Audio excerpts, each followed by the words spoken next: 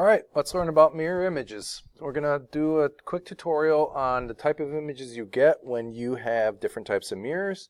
We're going to start with the two you're least familiar with, the concave and convex mirror. And then in class you did an investigation on plane mirrors, and then we'll summarize what you should have learned from the plane mirrors. You would want to have a straight edge handy because we're going to be doing some simple ray diagrams where we're going to represent rays of light coming from an object and seeing how they reflect off a mirror to form an image. This is fairly abstract, and to translate this from paper to actually what you see in a mirror is a little bit difficult, but we'll practice that in class. Okay, so let's get going on this. So we want to ask a question, what exactly do you see when you look into a mirror? So for example, there's an object here, this arrowhead right there. Okay, so that's placed in front of a mirror, in this case a concave mirror. Your eye is going to be out here looking into the mirror. So there's two things you could see about this arrow. You could look directly at it and say that's right here, as we'd expect, that's everyday life. Or we can look into the mirror and see where the image appears. And that's very different than the object. So to locate what the image looks like and where it is, etc., we have to do a ray diagram. And this is going to be a new thing, but with enough practice, hopefully it'll start making sense. So first of all, when you look in a mirror, you see an image, which is distinct from the actual object. Okay? And the key rule for image formation, there's two options, is light comes from an object, right? It hits a mirror, and that reflected light either comes to a focus, which we'll see in one of the examples, or light seems to emanate from another point. Okay, maybe a better word than emanate is originate. So, what on earth am I talking about? And again, these are questions you want to form for yourself if what I'm doing doesn't make sense. I have an object here, that arrowhead.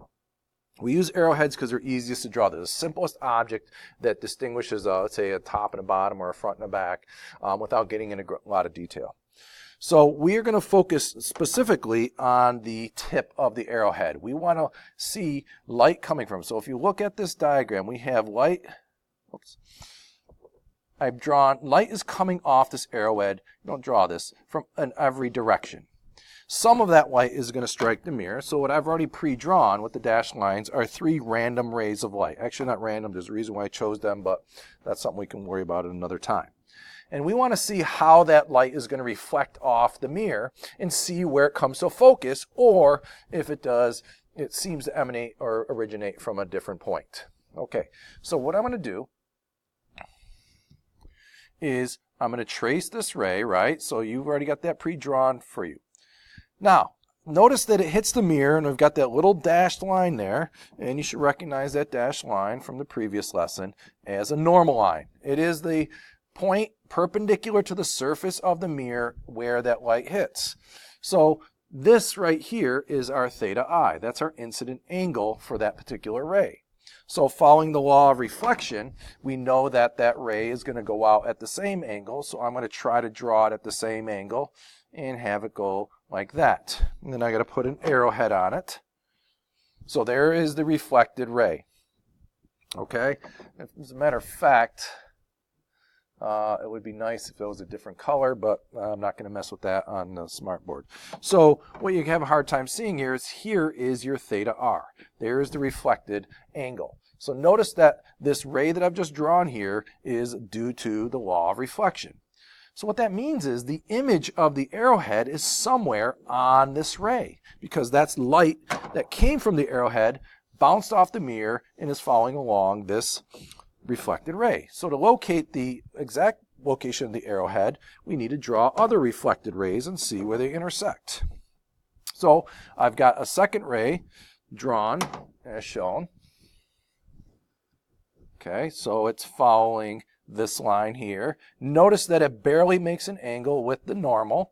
It's almost hitting the mirror straight on, and so it's going to reflect back just barely off the normal. In fact, if I do this right, and you do this right, the ray I'm about to draw should be parallel to the line that we have as a reference right up here. So mine is pretty close to parallel, not perfect.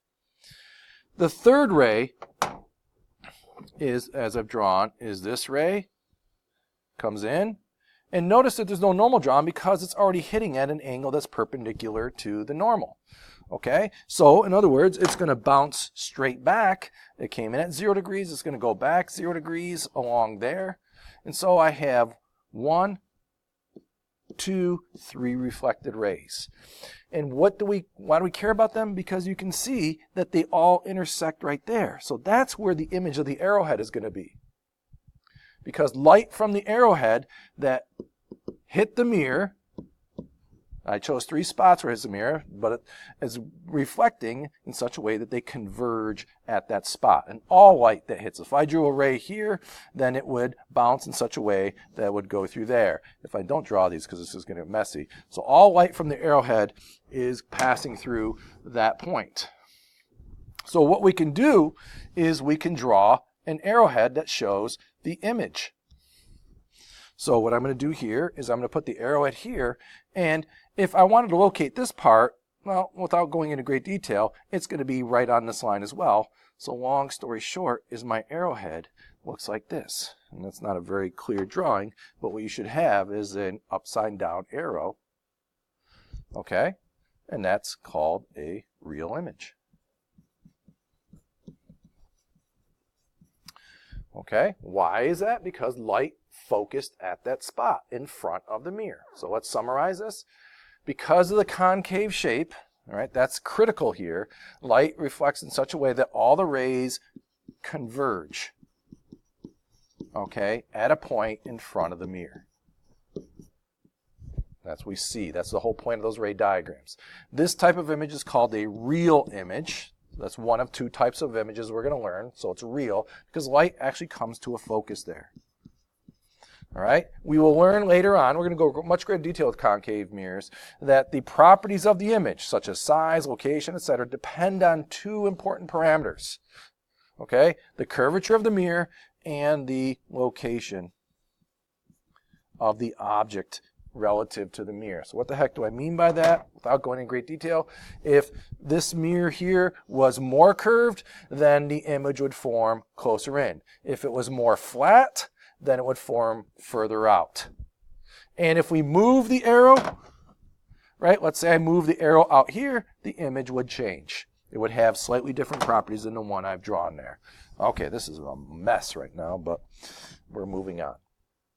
And the last thing, a really important property about real images, this type of image, a real image, it can be projected. We'll have more to say about that later. Okay, now what happens when we look at a convex mirror? A mirror that has, if you will, bows out. Here I've already drawn in the rays. So let me set it up first of all. First of all, let's say we have a distant object. Let's say like a star.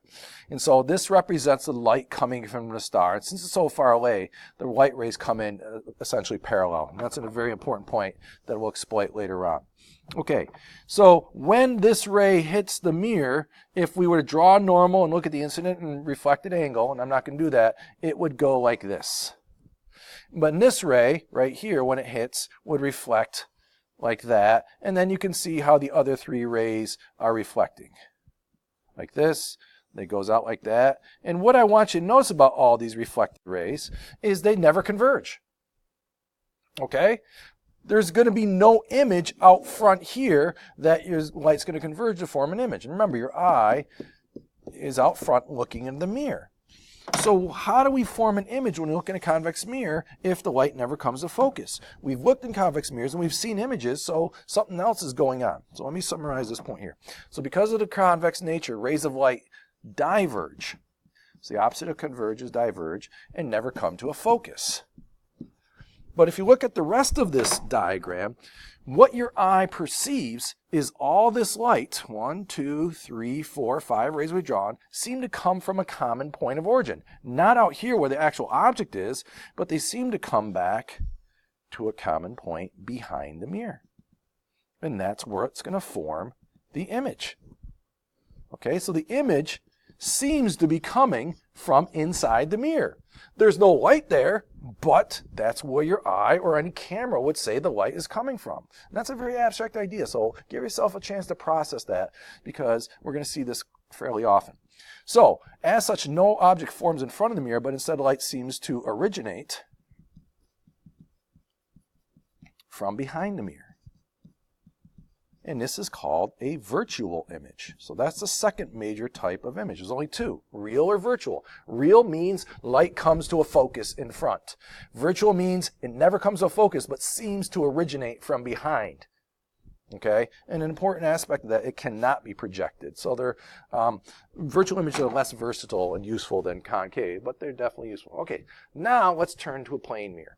So you've already done an investigation on this, so I'm just going to replicate very crudely the ray diagrams. You should already have an idea from the lab, but let's get it down on paper. So I have an object, again an arrow. I've got 3 random light rays coming from the arrowhead hitting a plane mirror. Let's look at the reflected light. So here is one, and this is going to reflect out at an angle very similar to the incident. So again, here is the incident angle, here is the reflected angle. I'm doing the law of reflection. Of course, I should put an arrowhead on there. Okay, this second ray is easy. It's coming straight on, so the normal's there, so it's going to bounce straight back. So there's a second reflected ray. And this third one, here is the incident angle, so I'm going to go out at the same angle as best as I can draw it without using a protractor. And so we see, again, if the eye is out front picking up all these reflected rays, they never converge. So we're not forming a real image, but what the eye thinks is happening, let's see if I can do this. Yeah, I'll go with that, is it thinks the light is converging. And let's see if I've done a good job. I've done a mediocre job, so I'm going to fudge this last one. It looks like all the light from the arrowhead is originating from right there. And so that's where the image of the arrowhead is going to appear to be. And if I do the same thing for the bottom of the arrowhead, it's going to seem like it originates from there. So if I look at the image, there it is. Okay. Now, again, this is not the best drawing because I wasn't using a protractor, but again, from the lab, you made more careful measurements so we can make some important summaries. Light, convex mirror light never converges in front of the mirror. Image is located behind the mirror, and we can be more specific in that. We can say a distance exactly, at a distance exactly to how, at a distance exactly to how far the object is in front of the mirror. That's an awkward wording. So in other words, if this object is 1 meter in front, then this image should be 1 meter behind. Okay? And if it gets closer, then the image comes closer. If we go further away, the image moves further away. So it's always a 1-to-1 correspondence. What type of image is this? If you go back to what we were talking about with the convex and the concave, since light never comes to a focus, it is a virtual image. So it cannot be projected. And image size equals the object size. So that's an important property. So when you look in a mirror, what you see as yourself or the object is the same size as the actual image. All right, so here's a problem that generally gives kids trouble. Let's say I have a mirror, as represented by this line, and I put an object in front of this, in this case a letter B.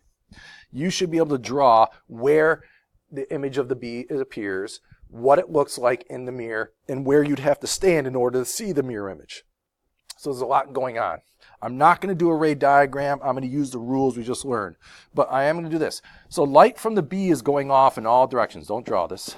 Okay? We're interested in only the ones that are going to hit the mirror. So if I'm going to choose one ray that hits the mirror, light has to be coming in this general direction to hit the mirror.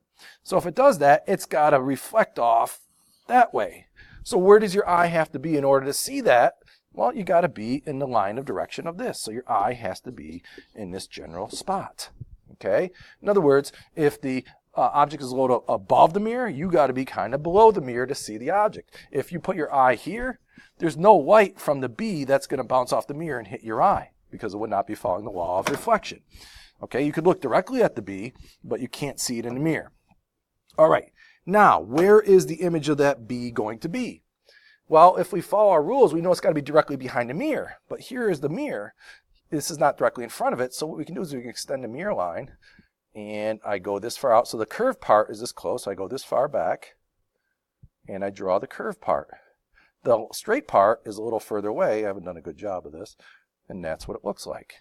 Okay, I got to have the same size. And I've got to have it behind it. And there we go. Okay, last questions in class.